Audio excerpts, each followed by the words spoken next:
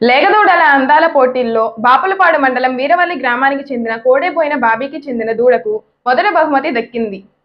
కృష్ణా జిల్లా బాపులపాడు మండలం వీరవల్లి గ్రామంలో పశు సంవర్ధక శాఖ ఆరోగ్య శిబిరం లేగదూడల అందాల పోటీలు నిర్వహించడం జరిగింది.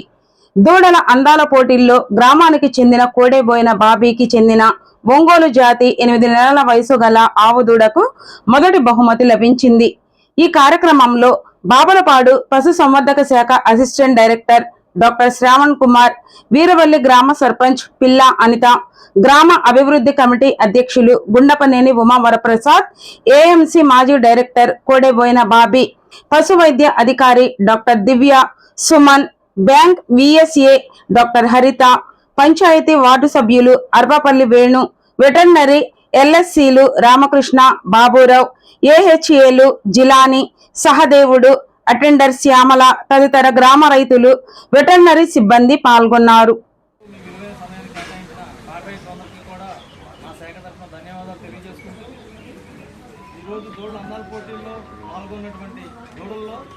మొదటి బహుమతిగా కోడేపోయిన విజయ్ గంగాధరరావు గారు బాబీ గారికి ఒంగోలు కూడా 8 నెలలు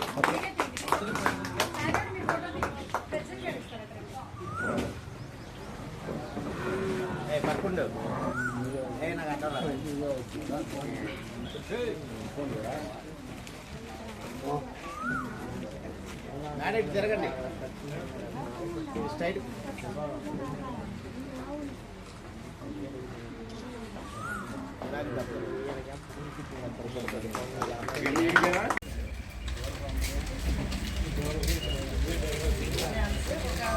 calcium, liver tonic, mineral mixture ఇస్తున్నాం.